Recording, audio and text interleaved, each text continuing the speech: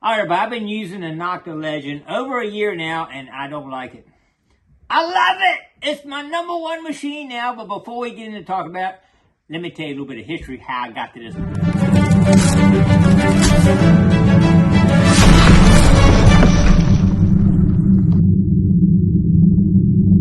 All right, let's go back a few years. Let's go back to my Equinox days. I started off with the Equinox 800. Of course, I got to buy 2 no matter what, but I ended up buying 4 of them, but we'll get into that in a minute. But anyway, when I first got it, I said, okay, nice machine, but the usability factor on it was not that good. I started off by having some issues with the shaft wobbling. That was my first thing I had. I mean, I hadn't had it a few weeks and the shaft was wobbling on it. I said, daggone, what can I do about that? So Detect Ed down in Australia, they make an awesome shaft. I put a shaft on it. Next thing you know, I got trouble with the arm cuff, broke on me. So they make arm cuffs, so I got a Detect Ed arm cuff. Okay, I can deal with that. That's not a problem. I can use that forever. I mean, that's not an issue. So then, I wasn't that long after that, the coil tabs broke. You gotta, I don't know if it's the rubber they use or whatever, you gotta keep tighten up and you gotta buy new rubber. And I bought new rubbers, put it up, but eventually the coil tabs broke. I said, okay, we can deal with that. So I ended up, a guy I know made some tabs to replace them with, so I figured out how to do that. And those of you who've been following me know that I come up with a system to repair the coil tabs on the Equinox. And I just fixed some for a friend of mine. His broke off, and he still has. I just fixed his for him. Okay, I can deal with that. That's not a problem. I can deal with it. But then it started leaking. I started getting water inside the machine, and it would die, go crazy. And I sent it back. They sent me a new one, no problem. But then it did again, and again, and again, and again. It leaked over the period of about 4 years where I used them countless times, sending it back. It got to be kind of a pain. But I always got it back up. One time, I had both of them down, had to borrow a machine, which I didn't like at all. So that was the straw that broke the camel's back, was the water leakage. Everything else I could deal with. The machine itself is a great machine as far as the depth on it and how it works. I had no problem with it. The menu system's good on it. I cannot deal with the leakage. That was a deal breaker. So I looked at what machines coming out or what else could I go to. At the time, the Deus 2 was really having a lot of people talking on great machine, best thing ever. And I had a regular Deus, but it didn't go in the water. I am a water hunter 50% of the time sometimes because I like to do water hunting and land hunting. I want a machine that can do both. I don't want to have to switch between machines. And you got to learn the machine, whatever machine you're using, because it's different nuances of the sound and how it reacts and all. You got to learn. And once you start switching machines, you go, oh, wait a minute, this is the other machine. That doesn't do that. You know, so I like one machine, learn it the best I can learn it, and go for it. So I said, okay, Deus is a machine. Let's do it. So I bought 2 of them, about $3,000, right? I said, okay, I got to spend my time and do this right. So I ended up buying a lot of extra parts. I bought another shaft for diving. I was making a little short shaft so I could put the pot on that and take off diving, which was kind of a pain because then you got to switch everything over. But that's okay. I can deal with that. So I started using the Deus, and the depth on the Deus was equal to the Equinox. You know, most all those new machines are pretty real close. You can look at all kind of people doing depth tests on all these machines, and they're so close, it's not even funny. The multi-frequency machines, all the ones that get out now. But anyway, I started using it, and then I started having some issues, which I didn't like. One was the transfer wire. The coil itself, you have to charge the coil, which I really didn't like, but that's okay. I'll deal with that. So, but since the coil you're charging it, it's not connected to the pod, it can't talk to the pod without a wire. So what you end up having to do, once you put the coil on the water, the coil cannot transmit through water with the Bluetooth. It can't go through the water. So once you put it in water, it can't talk to the pod. So what you have to do is put what they call a transmit wire. And the wire just sits on the outside at the bottom and the outside at the top, and it transfers the signal up into the pod. Okay, we can deal with that. But the wire was really long. I didn't like it hanging all over the machine. So I said, let me put it on the inside of the shaft, which I did, which meant you couldn't see the wire. But then you can't collapse the shaft in all because it's inside. You're trying to cram it. Man, that's not working out good for me, but we'll deal with it. So I ended up kept using it like that. But then when you charge it, you have an issue seeing the light on, and you got to it's kind of funky how you have to put it on there and snap it on to charge it. And couple times it didn't charge from the coil, and I'm out there ready to go, and the coil's dead. So, man, that's not good. I don't like that. But I'll deal with it because I got a backup machine, grab my backup machine and go. But that was starting to get to me. But then the coil wire that's underwater, it started getting a real black around the line where it goes in the water. So apparently it wasn't sealed good where it's underwater right there.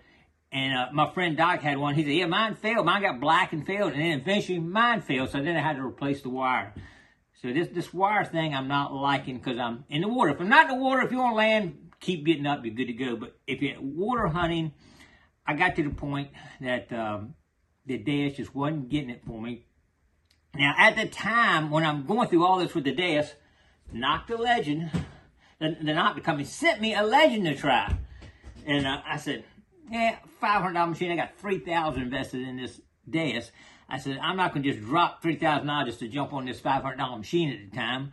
I said, I got to get this dash working. It's my machine. So I kept working it, having problems. I said, you know what? Another deal breaker. That wire was one of my deal breakers. The charging the coil was a deal breaker. I said, that's it. What else am I going to try?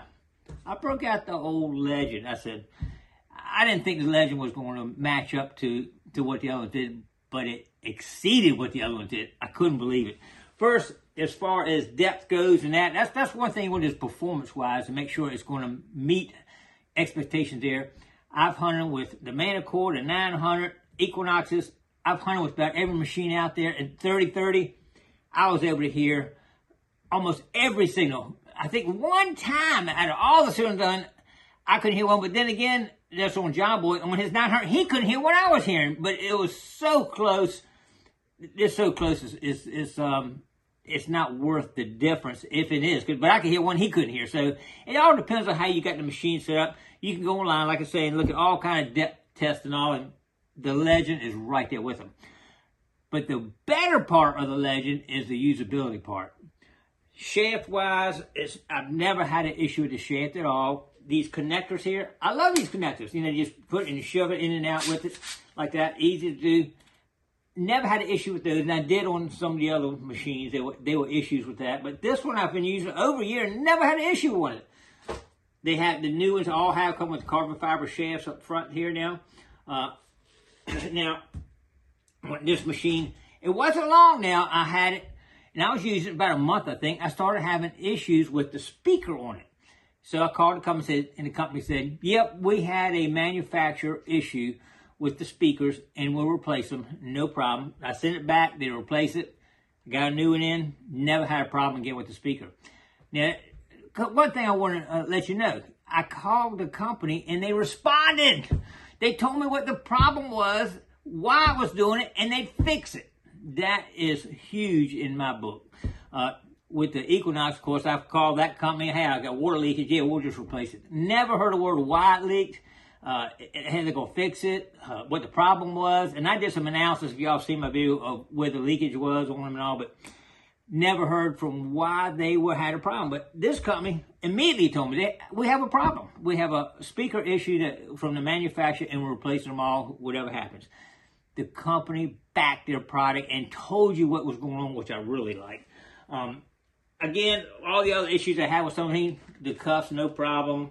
The coil tabs, very easy. You just tighten it right here. I've been using one over a year and have never had an issue with tabs, with the coil swapping. Never had an issue with the wobbliness here. It's one of the best built machines I've ever had. Unbelievable for the price. It's unbelievable how it gets. Now, you know I got to have two machines, at least, right? So I ended up buying myself two more machines because matter of fact, my friend, his Equinox, he's using one of my machines. I always got to have a backup. So I got one I kind of lend out to people to try, and I always keep two myself just in case if I forgot to charge it or something. But I hadn't had any issue with that either. But you never know. I could run over it with my truck, backing up and forget. Got to have the backup machine. I always have to have that. But the menu system on this one is very easy to use, and the usability on it is awesome there.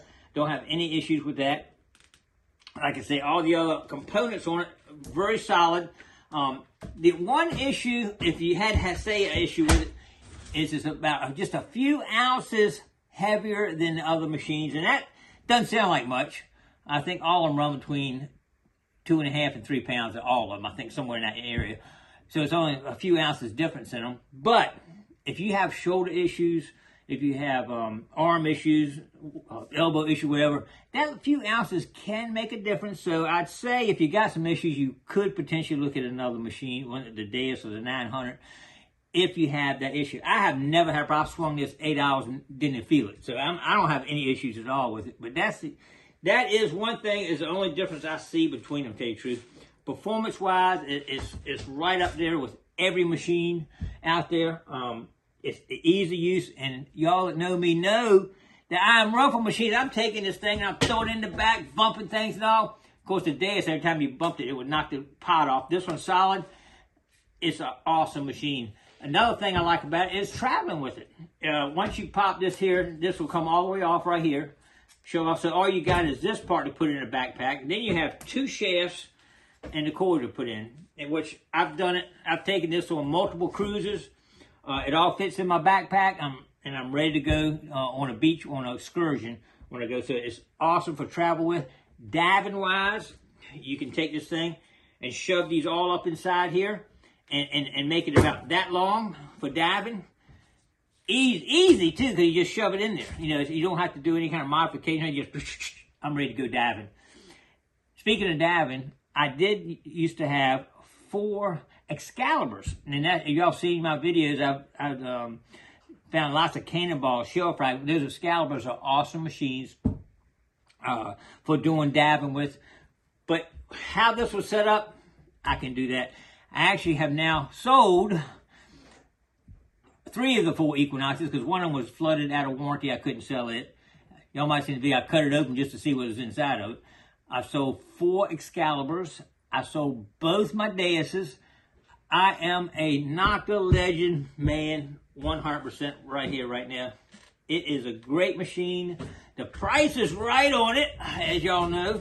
And the performance is with it, and the build quality is #1. So anyway, I just want to let y'all know how I ended up there.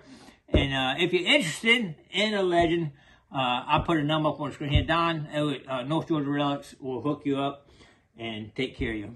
Just tell them the Gigmaster sent you. All right, appreciate everybody checking out the video. Don't forget to click like, comment below, share, and subscribe to Gigmaster, and we'll see you on the beach. Good luck on the treasure.